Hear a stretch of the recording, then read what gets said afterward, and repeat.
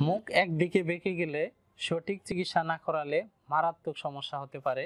আমাদের কাছে অনেকেই জানতে চায় যে দীর্ঘদিনের মুখ বাঁকা রোগ ভালো হয় না। আমি doctor Abu Bakar Siddique, physiotherapy consultant. আজকে আলোচনা করব দীর্ঘদিনের মুখ বাঁকা সমস্যা নিয়ে।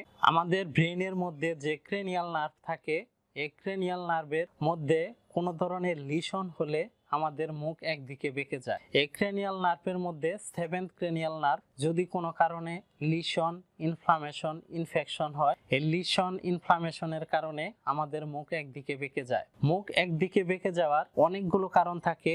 এর মধ্যে কিছু ভাইরাসজনিত কারণ থাকে এবং ব্যাকটেরিয়ার কারণে মুখ একদিকে বেঁকে যেতে পারে। অতিরিক্ত ঠান্ডার কারণে ভাইরাস বা ব্যাকটেরিয়ার সংক্রমণের ফলে মুখ একদিকে বেঁকে যায়। আমাদের যে ক্রেনিয়াল নার্ভ থাকে, 7th ক্রেনিয়াল নার্ভ, এই 7 ক্রেনিয়াল নার্ভ থাকে এক জোড়া। এই 7th ক্রেনিয়াল নার্ভ আমাদের কানের নিচ দিয়ে এসে আমাদের ফেসের মাংস পেশিগুলোকে সাপ্লাই দেয়। যদি কোনো কারণে এই 7th ক্রেনিয়াল নার্ভ ইনজুরি হলে মুখ একদিকে বেঁকে যায়। সাপোজ এই পাশে 7th ক্রেনিয়াল নার্ভ যদি ইনজুরি হয়, তাহলে আমার মুখ এই দিকে বেঁকে যাবে, এরকম হয়ে যাবে। কারণ এই পাশের মাংসপেশিগুলো দুর্বল হয়ে গেছে, প্যারালাইজড হয়ে গেছে। এর ফলে এই পাশের মাংসপেশিগুলো এদিকে চলে আসছে। এদিকের যে মাংসপেশি, সবল মাংসপেশি থাকে, এই সবল মাংসপেশি এদিকের দুর্বল মাংসপেশিকে টেনে এদিকে নিয়ে আসে। আবার যদি এই পাশের 7th ক্রেনিয়াল নার্ভ ইনজুরি হয়, তাহলে মুখ এদিকে বেঁকে যাবে। মুখ একদিকে বেঁকে গেলে কিছু মেডিকেশনের পাশাপাশি ফিজিওথেরাপি চিকিৎসা নিতে হয়।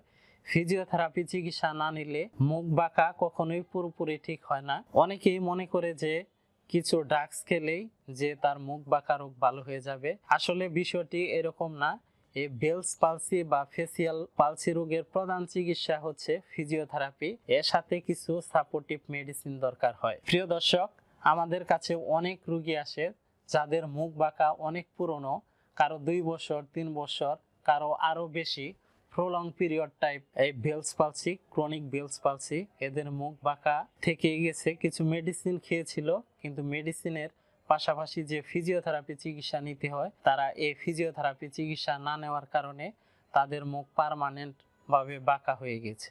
মুখ একদিকে বেঁকে গেলে সঠিক ফিজিওথেরাপি চিকিৎসা না নিলে চোখ দিয়ে পানি পড়ে চোখ বন্ধ হয় না, ট্রুসিস হয়ে যায়। কোনো সময় চোখের নার্ভ একেবারে ড্যামেজ হয়ে যায়, চোখের নার্ভ শুকিয়ে যায়, মুখ বাঁকা পার্মানেন্ট হয়ে যায়। এই মুখ বাঁকা কখনো সোজা হয় না।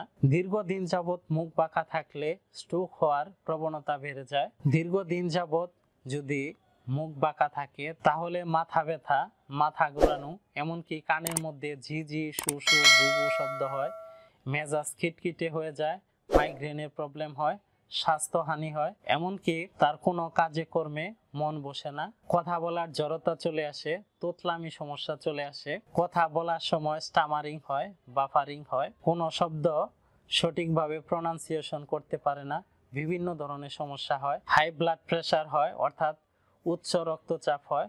এছাড়া তার শরীরে নানাবিধ সমস্যা দেখা দেয়। প্রিয় দর্শক, মুখ একদিকে বেঁকে গেলে কিছু মেডিসিনের পাশাপাশি অবশ্যই ফিজিওথেরাপি চিকিৎসা নিতে হবে। ফিজিওথেরাপির মধ্যে বিভিন্ন ধরনের proprioceptive, neuromuscular facilitation, muscle stimulation therapy, massage therapy, neurodynamics, ইলেকট্রোডাইনিডিলিং, বিভিন্ন ধরনের হট কম্প্রেশন, হিট থেরাপি দিয়ে মুখ বাঁকা দূর করা হয়। যাদের মুখ বাঁকা অনেক দিন হয়ে গেছে, তারা যদি একটু প্রলং টাইম, দীর্ঘ সময় একটু ফিজিওথেরাপি সঠিকভাবে নিতে পারেন, তাহলে এই সমস্যা দূর হয়ে যাবে ইনশাল্লাহ। প্রিয় দর্শক, মুখ একদিকে বেঁকে গেলে কোন ধরনের চিকিৎসা নিতে হয়, কোন ধরনের ফিজিওথেরাপি চিকিৎসা নিতে হয়, এ সম্পর্কে আমার আরো অনেক ভিডিও রয়েছে। আপনারা আই বাটনে ক্লিক করে ভিডিওটি দেখে নিতে পারেন। প্রিয় দর্শক, আগের ভিডিওতে মুখ একদিকে বেঁকে গেলে কোন ধরনের এক্সারসাইজ করতে হয়, এই এক্সারসাইজগুলো আপনারা দেখে নিয়মিত করতে পারেন, ইনশাল্লাহ অনেক উপকৃত হবেন। এর পাশাপাশি অবশ্যই আপনাদের ফিজিওথেরাপি চিকিৎসা নিতে হবে। ফিজিওথেরাপি চিকিৎসা নিতে হলে একজন এক্সপার্ট ফিজিওথেরাপিস্টের কাছে আপনাদের যেতে হবে।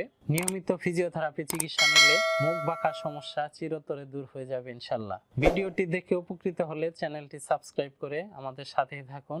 ধন্যবাদ সবাইকে।